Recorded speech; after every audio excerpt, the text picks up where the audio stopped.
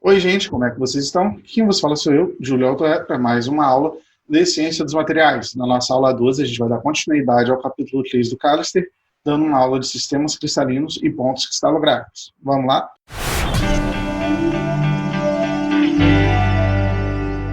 Bom, nas últimas aulas, a gente estudou bastante a questão de estruturas cristalinas, CFC, CCC, HC. Agora, a gente vai entrar um pouquinho mais a fundo nos sistemas cristalinos que a gente possui.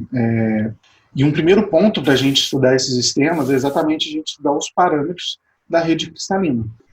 A geometria de uma célula unitária ela é completamente definida em termos de 6 parâmetros. Ou seja, quando eu vou determinar uma célula unitária, existem 6 parâmetros para eu determinar como que ela pode ser. Eu tenho os comprimentos das 3 arestas, A, B e C. Quem são esses comprimentos das 3 arestas? Normalmente eu vou ter um eixo X, Y, Z, e eu vou ter uma aresta em cada eixo. Por exemplo, aqui eu tenho uma aresta no eixo X, aqui eu tenho uma outra aresta no eixo Y e uma outra aresta no eixo Z.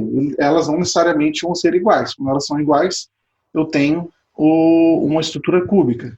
Porém, a gente vai ver que existem algumas variações para isso. E eu também tenho 3 ângulos, que é o alfa, o beta e o gama. Esses ângulos são exatamente aqui os ângulos entre um eixo e outro, que a gente também pode ver algumas variações, mas até o momento a gente só trabalhou com os casos que ele não possui essa variação. Então, essas arestas e esses ângulos, a gente vai estabelecer qual é a minha simetria da rede. A gente vai determinar qual é o tipo de repetição de célula unitária que eu estou tendo. Então, gente, com base nesses princípios, eu vou ter 7 tipos diferentes de sistemas cristalinos. Eu vou olhar aqui, ó, aqui está em inglês, mas é bem correlato, bem cognato as palavras. Quando eu tenho uma aresta A igual a B igual a C e os meus ângulos todos iguais, eu vou ter aqui uma célula unitária cúbica, que exatamente vai ser igual que a gente já vem estudando, cúbica de corpo centrado, cúbica de face centrada. Essa é a minha célula unitária cúbica. Na minha célula hexagonal, que também é um outro caso que a gente já vem estudando, os meus ângulos também são iguais, os ângulos alfa e beta, né? E o meu gama, que vai ser o meu terceiro ângulo aqui, vai ser igual a 120. Vai ser exatamente esse ângulo aqui, é o ângulo do hexágono ali, entre duas arestas. Mas o meu lado C vai ser diferente. Seguindo nessa lógica, por exemplo, eu posso ter aqui a minha tetragonal, cada um deles vai variar uma questão. A tetragonal, eu tenho um valor C diferente, mas eu tenho os ângulos todos iguais. A romboédrica, que aqui está em inglês, mas é romboédrica, eu tenho todos os lados iguais, mas eu tenho um ângulo aqui diferente de 90. E por aí vai, a gente vai variando. A gente vai ter esses 7 principais sistemas cristalinos. E uma pergunta importante aqui, né? Qual é a diferença entre uma estrutura e um sistema cristalino? A estrutura cristalina, quando a gente está falando, a gente fala, o que é uma estrutura? Ela é uma estrutura CFC, uma estrutura HC, uma estrutura CCC. Uma estrutura cristalina, ela pode estar presente dentro de um sistema, porque dentro de um sistema cúbico, por exemplo, eu tenho uma estrutura cúbica de face centrada, uma estrutura cúbica de corpo centrado ou uma estrutura cúbica simples, mas todas elas são dentro do sistema cristalino que é cúbico. E da mesma forma a gente pode entrar nos outros. A gente não vai ver muitas estruturas nos outros sistemas. Quando a gente for estudar alguns outros tipos de materiais, talvez mais para uma aula de ciências materiais, isso é importante. Não é tão importante porque a gente vai trabalhar mais são essas 2 primeiras aqui. Mas é importante ter noção que os materiais eles podem se organizar de forma diferente dessas 2 aqui, principalmente a gente vai estar trabalhando de cerâmicas ou materiais poliméricos cristalinos, que apresentem alguma cristalinidade. Então, gente, ainda trabalhando dentro dessa parte de estrutura, a gente vai entrar na parte que são os pontos cristalográficos. Bom, basicamente, o que é um ponto cristalográfico? Muitas vezes, eu dentro do meu cristal, digamos aqui que eu tenho esse sistema aqui cúbico, e eu quero, por um acaso, localizar, sei lá, um defeito ou um vazio dentro do meu cristal. E, para isso, eu tenho que ter tipo uma coordenada dentro desse meu cristal. Então, foi criado um sistema de coordenada cristalográfica, no caso, para pontos, para determinar um ponto dentro do meu cristal. Então, aqui é como se eu estivesse fazendo um mapazinho também. E qual que é o método utilizado aqui? Eu tenho um ponto X. O meu ponto X ele vai ser determinado por um múltiplo fracionário, que aqui no caso o múltiplo fracionário de x é o Q, vezes a minha aresta. que olha só, eu tenho aqui no meu eixo X, eu tenho uma aresta A, que está representada aqui. E eu quero localizar um ponto dentro dessa aresta. Se eu multiplicar esse A por um valor múltiplo fracionado, menor que A, obviamente, é que eu vou conseguir achar uma coordenada dentro desse meu eixo X. E o mesmo se aplica no eixo Y e no eixo Z.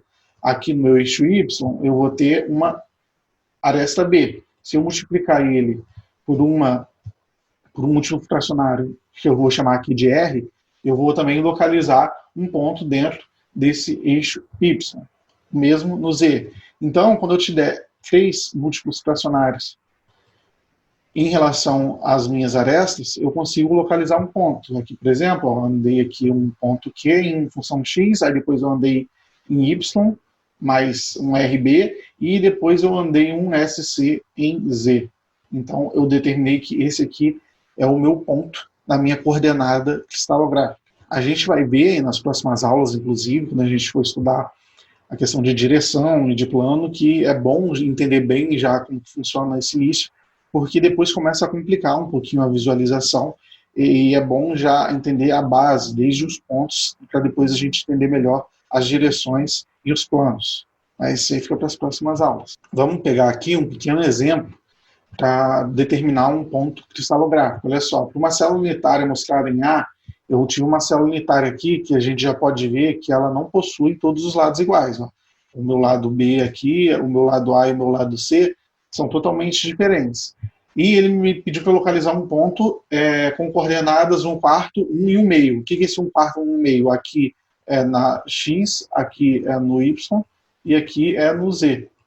Ou seja, esse aqui vai ser o meu Q, 1/4 é Q, o meu R vai ser 1 e o meu S vai ser 1 meio. Então, como que eu consigo começar a determinar onde está meu PX, meu PY, meu PZ, como eu tinha visto anteriormente pela minha equaçãozinha? O meu PX é Q vezes A. Se o meu Q é 1/4, então, e o meu A aqui eu já sei que é 0,48, né?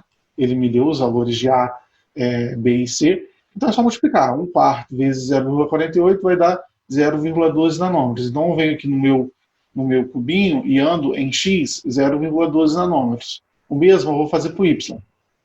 Meu PY é o R vezes B. Quem é meu B? Meu B é 0,46. Quem que é o meu R aqui? 1. Então eu vou pegar, vou andar B, vai ser 1 vezes B, 1 vezes 0,46, 0,46 nanômetros. Então o meu ponto Y vai ser 0,46. Então eu vou pegar e vou andar 0,46 no eixo Y. E, no final das contas, o meu ponto Z vai ser o S vezes C, que vai ser 1 meio vezes o meu valor de C. Vai dar 0,2 nanômetros. Então, eu vou pegar e vou andar 0,2 nanômetros. Então, no final das contas, esse aqui vai ser exatamente o meu ponto cristalográfico que ele pediu para eu localizar. 1/4, 1 e 1 meio. Correto? Se ficar alguma dúvida, gente, pode deixar aí no comentário que eu tiro para vocês. Vamos olhar um outro exemplo agora. Nesse outro exemplo aqui, ele pede para especificar os índices das coordenadas para todos os pontos numerados na célula unitária na ilustração a seguir. Aqui eu fiz uma tabelinha e aqui basicamente é a aplicação daquela equação. Ele já me deu uns pontos, e cada ponto é um vértice do meu cubo. E eu tenho aqui um interno também. Seria parecendo até uma estrutura cúbica de corpo centrado. Eu tenho um ponto em cada vértice e um ponto central. Como que eu vou identificar aqui? Aqui eu consigo já começar a aplicar isso mais direto. Ele me deu em termos de A, B e C. O meu ponto 1 está bem na origem. Então, tanto em termos de A, B e C, eu estou multiplicando o meu ponto X por 0, meu ponto Y por 0 e meu ponto Z por 0. Então, quem vai ser minha coordenada de ponto? Ele vai ser 0A, 0B e 0C. Então, aqui, tanto que minha primeira linha vai ser 0R, que vai ser 0, R vai ser 0 e S também vai ser 0.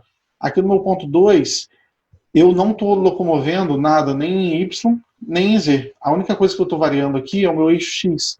E eu estou variando exatamente uma distância A. Como eu estou variando exatamente uma distância A, o meu valor de Q aqui vai ser igual a quanto? 1. Por quê? Porque quem vai ser o meu ponto X? Vai ser 1 vezes A. Então o meu Q aqui vai ser 1. E o meu R e S vai ser 0. No meu ponto 3, além de eu estar locomovendo 1 aqui, eu também estou locomovendo 1 em B. Então, o meu R também vai ser 1. Então, vai ser também 1. E nisso eu consigo variar. Agora o 4 eu não tenho variação em x, só vou ter variação em y. E vou colocando aqui, vou preenchendo. Isso aqui depois ele começa a sair bem automático para vocês. Todos os pontos aqui vão ser um ponto de aresta. Por exemplo, esse 8 aqui eu vou estar movendo em x, em y e depois em z. Então, eu vou ter 1, 1, 1. Vamos ver aqui quem é meu ponto 8. O meu ponto 8 é exatamente 1, 1, 1. Meu ponto 5. O ponto 5 está bem no centro do cubo. Para eu estar no centro do cubo, eu vou estar andando aqui meio, meio e meio. Que ele está bem na parte central do cubo. Então, esse aqui vai ser meu ponto 5. Vai ser que RS, todo mundo igual a meio. Compreendido, gente? Isso aqui, à medida que você vai exercitando isso na sua cabeça, isso aqui é como se fosse uma coordenada 3D. Ele vai indo bem automático. Vamos lá, meu ponto 7. Meu ponto 7, eu andei 1 em X e andei 1 em Z. Não andei nada em Y. Quem é meu ponto 7? Vai ser 1 em X e 1 em Z. E por aí vai, você vai preenchendo essa tabelinha. Você ter essa parte bem fixada na sua cabeça é bem importante para depois a gente entrar no conceito de direção cristalográfica. Essa aula é mais introdutória, eu não quis colocar a direção cristalográfica aqui, porque ela começa a ser um pouquinho mais complexa de entender, um pouquinho mais longa, e eu quero deixar uma aula específica só para direção cristalográfica, uma aula específica só para plano cristalográfico, que no início pode parecer um pouquinho chato, mas é importante para depois fazer alguns exercícios, tá bom? Bom, por hoje é isso, eu espero que vocês tenham gostado. Qualquer dúvida, deixem aí no comentário, lembre de curtir e compartilhar com seu amigo, e é isso, gente. Tchau, tchau.